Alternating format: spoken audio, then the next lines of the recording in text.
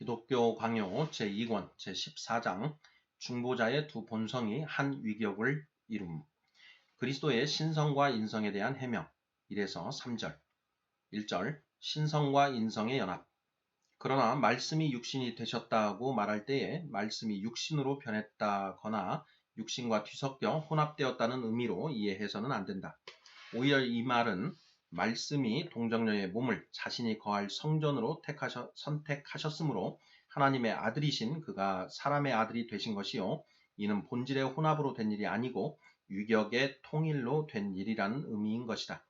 우리는 그리스도의 신성이 그의 인성과 하나로 연합하였으되 그 각각의 본성이 손상되지 않고 그대로 보존되었고 그러면서도 두 본성이 한 그리스도를 이루었다고 단언하는 것이다. 이러한 지극히 큰 신비와 비슷한 것을 인간사에서 굳이 찾는다면 가장 근사한 것은 사람이 두 가지 본질로 이루어져 있다는 사실일 것 같다. 이 두 가지는 각기 자기의 고유한 본질을 유지하지 못할 만큼 서로 혼합되어 있는 것이 아니다. 영혼은 육체가 아니며 또한 육체는 영혼이 아니다. 그러므로 육체에는 절대로 적용되지 않고 영혼에만 고유하게 해당되는 사실이 있으며 육체에 대해서도 영혼에게는 전혀 해당되지 않는 사실들이 있고 또한 영혼이나 육체에게 구별되어 적용되지 않고 전인에게 해당되는 사실들이 있는 것이다. 마지막으로 때때로 영혼의 특성이 육체에게 전해지고 육체의 특성이 영혼에게 전해지기도 하지만 이 두 부분으로 되어 있는 사람은 여럿이 아니고 한 사람인 것이다. 이런 표현들은 사람의 한 인격이 두 가지 요소가 서로 연합하여 이루어지며 또한 두 가지 상이한 본질들이 이 인격을 이룬다는 것을 의미하는 것이다. 성경도 그리스도에 대하여 그렇게 말씀한다. 때로는 오로지 그의 인성에만 해당되는 사실을 말씀하기도 하고 때로는 오로지 신성에 속하는 것들을 말씀하기도 하며 또한 때로는 두 본성 모두를 포괄하고 그 어느 것 하나에게만 해당되는 것이 아닌 사실들을 말씀하기도 하는 것이다. 그리고 성경은 이처럼 두 본성이 그리스도 안에서 연합되어 있음을 아주 조심스럽게 표현하는 나머지 때로는 그것들을 서로 교환시키기까지 한다. 이런 비유적인 표현법을 가리켜 옛날의 교부들은 속성 간의 교류라고 불렀다. 2절 신성과 인성의 상호관계. 자주 나타나는 여러 성경 구절들이 이런 사실들이 결코 인간적으로 조작된 것이 아님을 증명해 주지 않는다면 이런 사실들은 지극히 설득력이 없는 것이 되고 말 것이다. 그리스도께서는 자신에 대하여 아브라함이 나기 전부터 내가 있느니라 라고 말씀하셨는데 요한복음 8장 58절 이는 그의 인성과는 너무나 어긋나는 발언이었다. 그릇된 생각을 가진 사람들이 비뚤어진 논리로 이 구절을 왜곡시킨다는 사실을 나는 잘 알고 있다. 곧 그가 만세 전부터 계셨던 것은 성부의 계획에서나 경건한 자들의 마음 속에서나 그가 이미 구속자로서 알려지셨기 때문이라는 것이다. 그러나 그리스도께서 자신이 이 땅에 나타나신 날을 그의 영원하신 본질과 분명하게 구별하시며 또한 자신의 권위가 아브라함의 권위보다 시기적으로 앞선다는 점을 분명하게 높이고 계시므로 그가 여기서 자신의 신성에 해당되는 사실을 말씀하시는 것이라는 것이 의심의 여지가 없는 것이다. 바울은 그리스도께서 모든 피조물보다 먼저 나신 이시며 그가 만물보다 먼저 계시고 만물이 그 안에 함께 섰다는 사실을 선언하고 있다.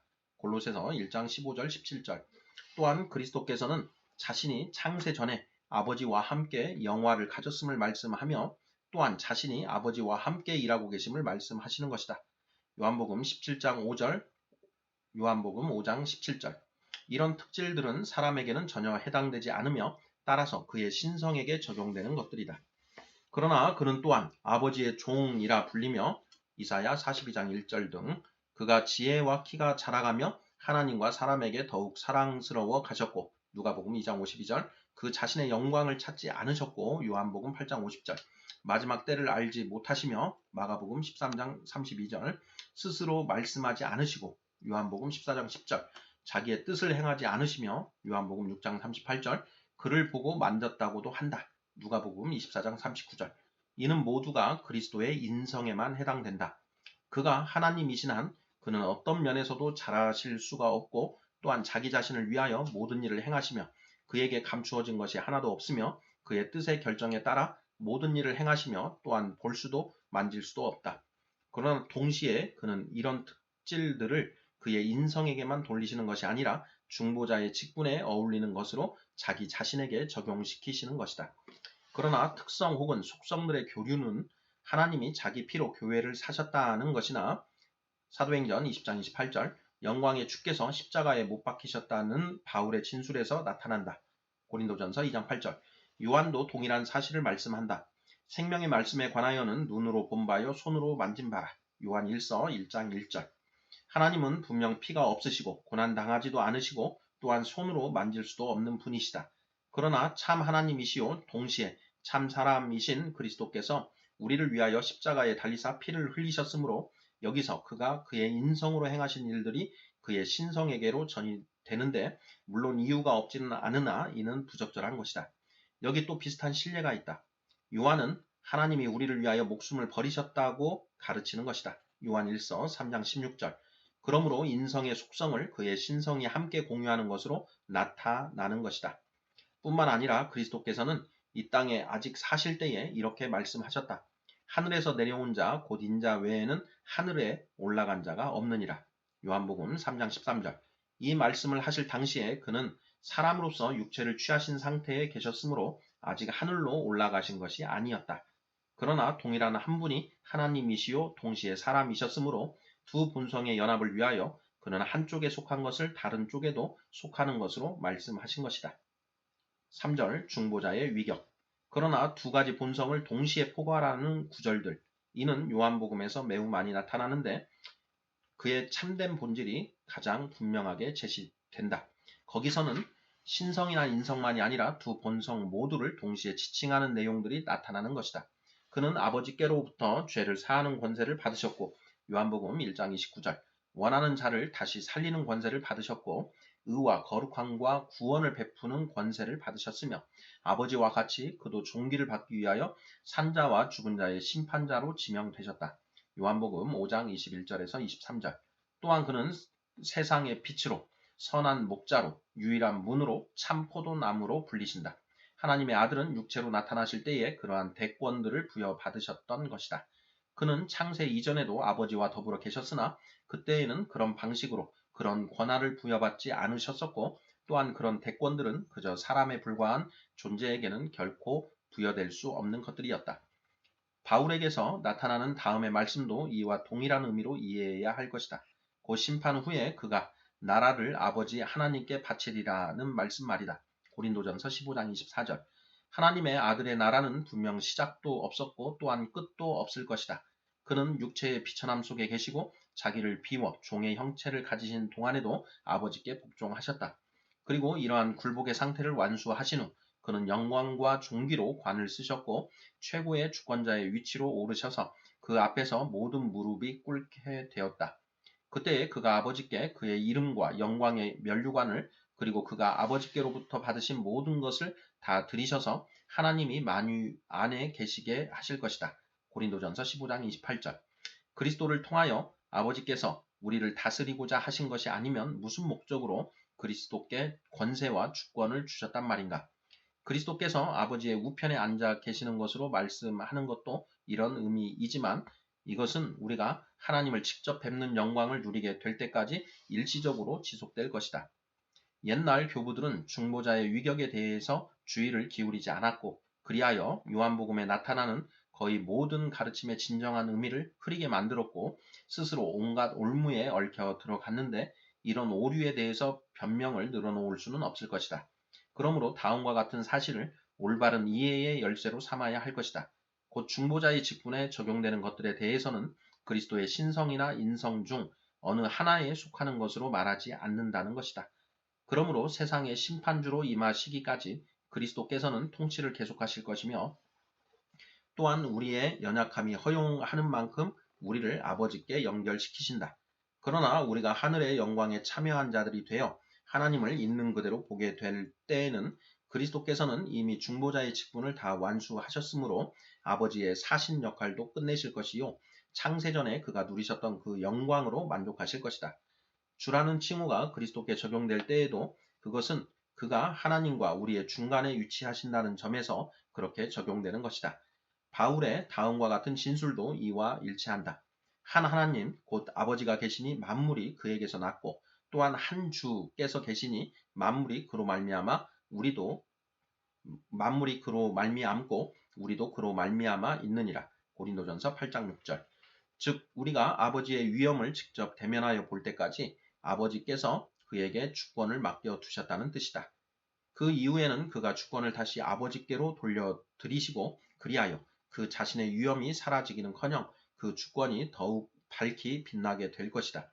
그때에 하나님께서도 그리스도의 머리이시기를 그만두실 것이다. 지금은 마치 수건에 가려진 것처럼 비춰지고 있는 그리스도 자신의 신성이 그때에 가서는 그 스스로 빛을 발할 것이기 때문이다. 네스토리우스, 유티케스, 세베르투스의 오류들에 대한 반박 4에서 8절 4절 두 본성을 혼합하거나 분리해서는 안 됨.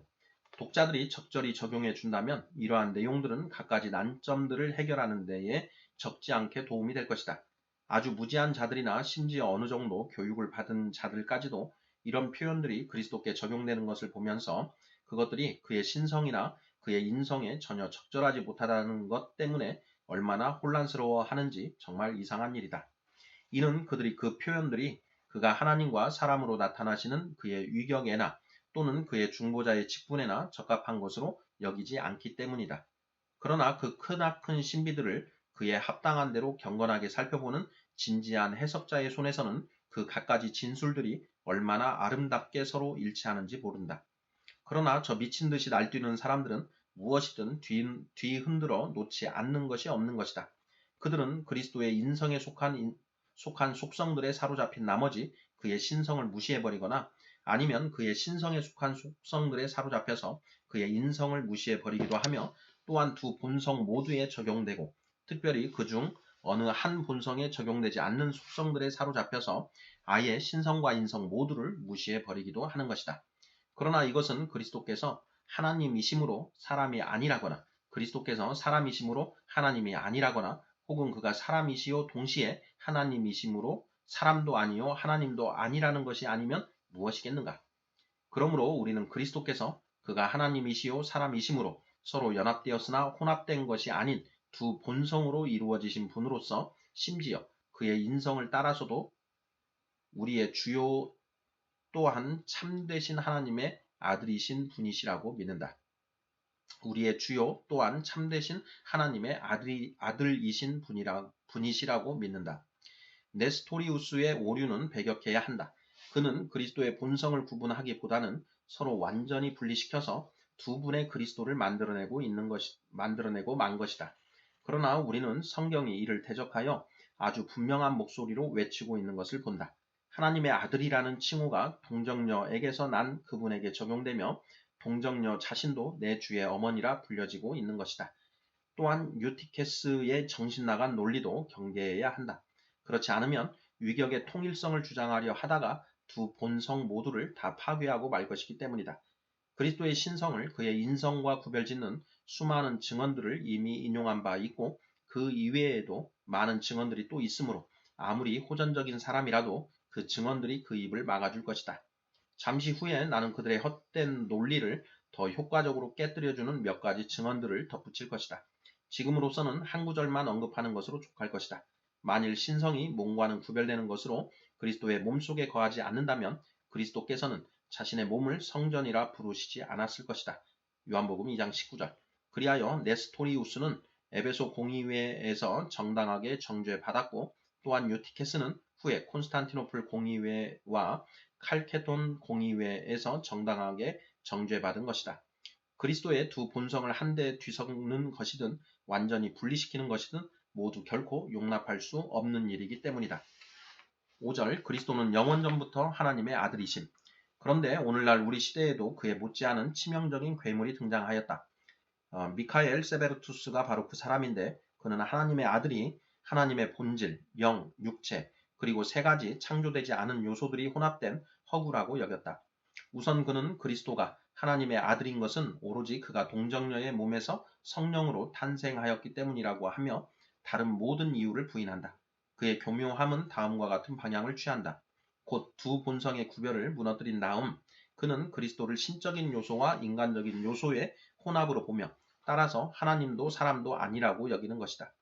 그의 이러한 논리는 그리스도께서 육체로 나타나시기 전에는 하나님 안에는 오로지 그림자 같은 형상들만 있었고 말씀이 이는 하나님의 아들이 되는 종기를 얻도록 되어 있는 것인데 진정으로 하나님의 아들이 되기 시작하였을 때에 비로소 이 형상들의 진상 혹은 효과가 나타난 것이라는 사고에 근거하는 것이었다.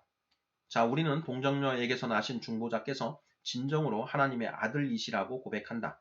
사람이신 그리스도는 자신이 독생하신 하나님의 아들이시며 또한 그렇게 불리시는 위엄이 그에게 주어지지 않은 이상 하나님의 무한하신 은혜의 거울이실 수가 없을 것이다. 그러나 교회의 정의는 확고부동하다. 곧 만세전에 아버지께로서 나신 말씀이 위격적 연합 가운데 인성을 취하셨기 때문에 그를 하나님의 아들로 믿는 것이다. 옛 교부들은 위격적 연합을 두 본성이 한 위격을 구성하는 것이라 정의한 바 있다. 이 표현을 고안해낸 것은 네스토리우스의 오류를 반박하기 위함이었다. 그는 하나님의 아들이 육체 속에 거하신 것이므로 사람이 아니었다고 상상했던 것이다. 세베르투스는 우리가 영원한 말씀이 육체로 옷 입으시기 전부터 이미 하나님의 아들이셨다고 말하여 결국 하나님의 아들을 둘로 만든다고 비난한다. 마치 우리가 말씀이 육체로 나타나셨다는 뜻 이외에 다른 뜻으로 말하기라도 하는 듯이 말이다. 그가 사람이 되시기 전부터 하나님이셨다면 사람이 되시면서 새로이 하나님이 되기 시작하신 것이 아닌 것이다. 또한 하나님의 아들이 육체로 나타나셨으나 영원한 나심으로 인하여 언제나 아들이셨었다는 우리의 주장도 결코 어리석은 것이 아니다. 천사가 마리아에게 한 말씀이 이 점을 시사해준다. 나실 바 거룩한 이는 하나님의 아들이라 일컬어지리라. 누가복음 1장 35절. 이는 마치 아들이라는 이름이 율법 아래에서는 다소 희미했었으나 이제 그 이름이 어디에서나 뛰어난 이름으로 알려질 것이라는 뜻과도 같은 것이었다. 바울 역시 이와 일치한다. 우리가 이제 그리스도로 말미암아 하나님의 아들들이 되었으므로 우리는 자유로이 신뢰를 갖고 아빠, 아버지라고 부르짖는다는 것이다. 로마서 8장 14, 15절. 그 옛날 거룩한 족장들도 하나님의 아들들이라 불리지 않았던가? 그렇다. 이 권리를 근거로 하여 그들은 하나님을 아버지로 불렀던 것이다. 그러나 하나님의 독생자께서 이 땅에 오신 후에 하나님의 아버지 되심이 더욱 분명하게 알려지게 되었다. 그리하여 바울은 이러한 특권을 말하자면 그리스도의 나라에 돌리는 것이다. 그러나 여기서 다음과 같은 사실을 흔들림 없이 견지해야 할 것이다. 곧 독생자와의 관계를 떠나서는 천사에게도 사람에게도 하나님께서 아버지이신 적이 없으며 특히 사람들의 경우는 그들의 범죄로 인하여 하나님께 미움을 받는 상태에서 값없이 양자가 되어 하나님의 자녀들이 된다는 것이다. 그리스도께서 본성적으로 하나님의 아들이시기 때문이다. 세베르투스는 이 사실이 하나님께서 그 자신과 더불어 작정하신 부자 관계에 근거한다는 것을 그렇게 격렬하게 반대하지만 그것은 전혀 사실 무근인 것이다. 양자 삼음의 문제는 마치 짐승의 피로써 속죄가 제시될 경우처럼 상징의 문제가 아니기 때문이다. 오히려 그들의 양자됨이 그 머리에 기초하지 않는다면 그들은 실제로 하나님의 자녀들이 될 수 없었던 것이다. 따라서 지체들이 공통으로 갖고 있는 것을 그 머리에게서 제거한다는 것은 불합리한 것이다. 여기서 한 걸음 더 나아가서 성경은 천사들을 하나님의 아들들이라 부르는데 시편 82편 6절 그들의 높은 위엄은 장차 이루어질 구속에 의존하는 것이 아니었다. 그러나 그리스도께서 지위상 그들 위에 계셔서 그들을 아버지와 화목시키셔야 했던 것이다. 나는 이 진술을 다시 간략하게 되풀이하면서 인류에게도 그것을 적용시킬 것이다. 창조 시에 천사와 사람들은 하나님께서 그들의 공통적인 아버지가 되시도록 그렇게 지어졌다. 그러므로 그리스도께서 항상 머리가 되셔서 만물 중에 먼저 나신 자로서 만물의 으뜸이 되셨다는 바울의 진술이 옳다면 그가 창세 이전에도 역시 하나님의 아들이셨다는 나의 추론이 합당할 것이라고 본다. 6절 그리스도는 하나님의 아들이시며 인자이심. 그러나 만일 그리스도의 아들 되심이 말하자면 그가 육체로 나타나신 때부터 시작되었다면 인성과 관계에서도 그가 아들이셨다는 것이 될 것이다. 세베르투스 및 그처럼 미친 자들은 육체로 나타나신 그리스도께서 하나님의 아들이셨던 것은 육체를 떠나서는 그 이름을 부여받을 수 없었기 때문이라는 식으로 생각한다. 그들은 대답해보라. 과연 그리스도께서 두 본성에 따라서 두 본성과 관계해서 아들이신가를 말이다. 그들은 이렇게 짓거리지만 바울의 가르침은 전혀 다른 것이다. 그리스도께서 인간의 육체를 입으신 상태에서 아들이라 불리신다는 것은 우리도 인정한다. 그러나 신자들이 아들들인 것이 오직 양자됨과 은혜로 말미암은 것인 반면에 그리스도께서는 참되고 본성적이며 따라서 유일하신 아들이시며 이로써 그가 다른 모든 사람들과 구별되시는 것이다. 하나님께서는 새 생명 속으로 거듭난 우리들에게 아들들이라는 이름으로 존귀하게 하시지만 참된 독생자란 이름을 오직 그리스도께만 부여하시는 것이다. 우리가 아들인 것은 선물로 주어진 것이지만 그가 아들이신 것은 본래부터 그렇게 소유하고 계신 것이다. 그것이 아니라면 어떻게 그가 그렇게 많은 형제들 중에서 독생하신 아들일 수가 있겠는가? 우리는 이러한 종기를 중보자의 위격 전체까지 확대하고자 한다. 그러므로 그는 과연 동정녀에게서 나셔서 자기 자신을 십자가 위에서 아버지께 희생 제물로 드리신 참되고 정당하신 하나님의 아들이신 것이다. 그러나 이것은 그의 신성과 결부되는 것이다. 바울도 자신의 소명과 관련하여 이렇게 가르치고 있다. 바울은 사도로 부르심을 받아 하나님의 복음을 위하여 택정함을 입었으니 이 복음은 그의 아들에 관하여 미리 약속하신 것이라. 그의 아들에 관하여 말하면 육신으로는 다윗의 혈통에서 나셨고 능력으로 하나님의 아들로 선포되셨으니. 로마서 1장 1에서 4절. 바울이 여기서 그리스도를 육신으로는 다윗의 자손이라고 명확하게 진술하면서도 그가 하나님의 아들로 선포되셨다고 별도로 말하는 이유가 무엇인가? 그리스도께서 하나님의 아들이신 것이 그의 육체 자체 이외에 그 무엇에 의존했다는 것을 알리고자 한 것이 아니고 무엇이겠는가? 이런 의미에서 바울은 다른 곳에서 이렇게 말한다. 그리스도께서 약하심으로 십자가에 못 박히셨으나 하나님의 능력으로 살아계시니 그리하여 그는 여기서 두 본성을 구분짓고 있는 것이다. 그들도 이 사실은 인정할 수밖에 없을 것이다. 곧 그가 그의 어머니로부터 다윗의 자손이라 불릴 근거를 받으신 것처럼 그의 아버지께로부터는 하나님의 아들이라 불릴 근거를 받으셨다는 사실 말이다. 그런데 이것은 그의 인성과는 다른 것이요 구별되는 것인 것이다. 성경은 그에게 두 가지 이름을 부여한다. 어느 때에는 그를 하나님의 아들이라 부르고 어느 때에는 인자라 부른다. 두 번째 이름에 대해서 그들은 논쟁을 일으킬 수가 없다. 왜냐하면 히브리어에서는 그를 인자로 부르는 것이 일상적인 용례이기 때문이다. 그가 아담의 후손에 속하기 때문이다. 그러나 반면에 나는 그가 하나님의 아들로 불리시는 것이 그의 신성과 영원한 본질에 근거하는 것이라 주장하고자 한다. 그를 가리켜 인자라 부르는 사실이 곧 그의 인성을 지칭하는 것이듯이 그를 가리켜 하나님의 아들이라 부른다는 사실이 그의 신성을 지칭하는 것으로 보는 것도 합당한 것이다. 정리하자면 내가 언급한 이 구절, 그 아들에 관하여 말하면 육신으로는 다윗의 혈통에서 나셨고 능력으로는 하나님의 아들로 선포되셨으니 라는 말씀의 가르침은 다음의 바울의 진술과 동일한 것이다. 육신으로 하면 유대인들에게서 나신 그리스도께서 세세의 찬양을 받으실 하나님이시니라. 로마서 9장 5절. 만일 이 두 진술들이 그리스도의 두 본성의 구별을 지적하고 있다면 우리의 반대자들은 대체 무슨 권리로 그리스도께서 육신으로는 인자이시며 신성으로는 하나님의 아들이시라는 것을 부인한단 말인가? 7절. 세베르투스의 어리석은 논리에 대한 반박. 그들은 자기들의 오류를 변호하느라 시끄럽게 주장한다. 곧 하나님께서 자기 아들을 아끼지 아니하셨다고 말씀하며 또한 천사는 동정녀에게 나실 자가 지극히 높으신 이의 아들이라 부를 것을 명령했다는 것이다. 로마서 8장 32절, 누가복음 1장 32절. 그러나 그들의 논리가 얼마나 타당성이 있는가를 우리와 더불어 잠시 살펴보게 되면 그런 헛된 반론을 자랑으로 삼지 못할 것이다. 만일 잉태된 자를 가리켜 아들이라 부르고 있으니 그가 잉태된 때부터 하나님의 아들이기 시작했다고 결론 짓는 것이 옳다면 그는 육체로 나타나심과 더불어 말씀이기 시작했다는 결론이 이어질 것이다. 왜냐하면 요한의 진술에 따르면 그가 손으로 만진 바 된 생명의 말씀이시기 때문이다. 요한일서 1장 1절. 선지자의 글에서 읽는 내용도 요한의 진술과 유사하다. 베들레헴 에브라다야, 너는 유다 족속 중에 작을지라도 이스라엘을 다스릴 자가 내게로 나올 것이라. 그의 근본은 상고에 영원에 있느니라. 미가 5장 2절. 그들이 이런 식으로 주장할 결심이라면 이 구절은 어떻게 해석하겠는가? 나는 이미 우리가 두 분의 그리스도를 상정하는 네스토리우스의 견해에 절대로 동의하지 않는다는 사실을 확언한 바 있다.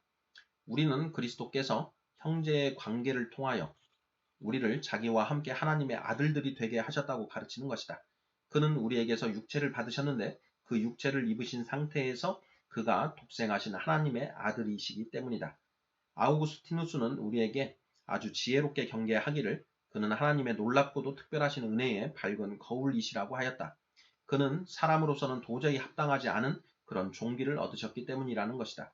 그러므로 그리스도께서는 육신으로 심지어 뱃속에서부터 하나님의 아들이 되는 이 고귀함을 입으신 것이다. 그러나 그의 위격의 통일성을 생각하는 중에 신성과 인성이 서로 혼합되는 것으로 보아 결국 그의 신성에 속하는 것을 제거해버리는 오류를 범해서는 안 될 것이다. 하나님의 영원하신 말씀과 그리스도께서 두 본성이 한 위격 속으로 연합되었으니 여러 가지 방식으로 하나님의 아들이라 불리신다는 것이나 그가 여러 가지 면에서 어떤 때에는 하나님의 아들로 어떤 때에는 인자로 불리신다는 것이나 모두 지극히 합리적인 것이다. 세베르투스의 또 다른 트집도 별로 당황스러울 것이 없다. 그는 그리스도께서 육체로 나타나시기 전에는 상징적인 의미 이외에는 어디서도 하나님의 아들로 불려지신 적이 없다고 주장한다. 물론 그 당시는 그에 관한 묘사가 다소 희미하긴 했지만 그가 영원하신 하나님이셨음이 분명히 입증된다. 왜냐하면 그는 영원하신 아버지로 말미암아 나신 말씀이셨기 때문이다. 또한 이 하나님의 아들이라는 이름이 중보자의 위격에게 속한다는 것도 분명히 드러난다. 그가 그 직분을 스스로 취하신 것은 오로지 그가 육체로 나타나신 하나님이셨기 때문이었던 것이다.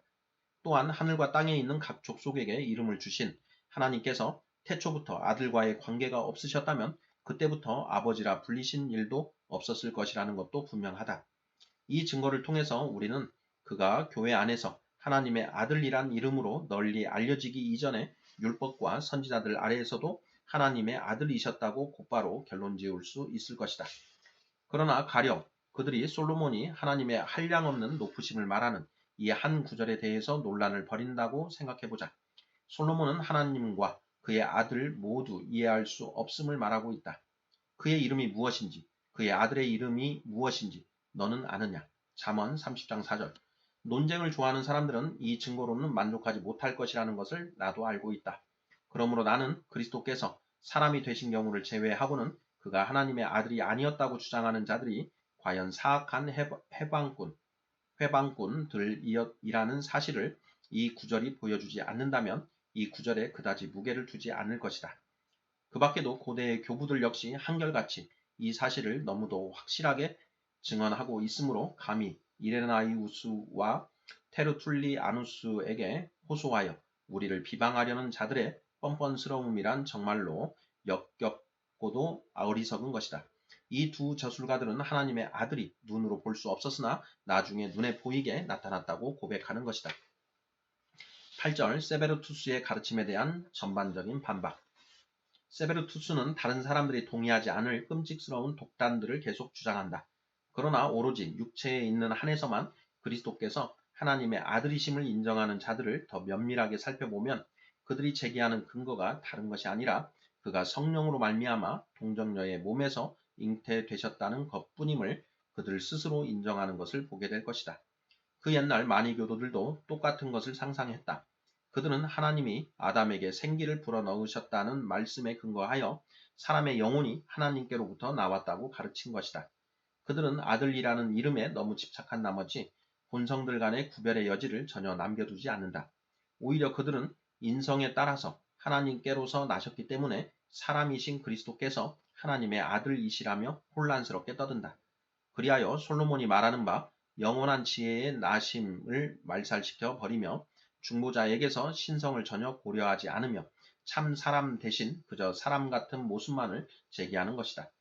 세베르투스의 더 심각한 속임수를 반박하는 것이 유익할 것이다. 그는 그런 속임수로 자기 자신은 물론 다른 이들까지도 속였는데 경건한 독자들은 이런 신뢰를 통해서 교훈을 받아 계속해서 진지하고도 겸손한 태도를 견지할 수 있을 것이다. 그러나 이미 내가 별도로 책을 통해서 다루었기 때문에 굳이 여기서 반복할 필요가 없다고 본다. 문제의 요점은 이런 것이다. 세베르투스로서는 하나님의 아들은 태초부터 하나의 관념이었고 심지어 그때에도 하나님의 본질적인 형상이 되실 사람이 되도록 예정되어 있었다는 것이다. 그는 겉으로 찬란하게 빛나는 말씀 이외에는 다른 하나님의 말씀을 인정하지 않는다. 그는 그리스도의 나심을 다음과 같이 이해한다.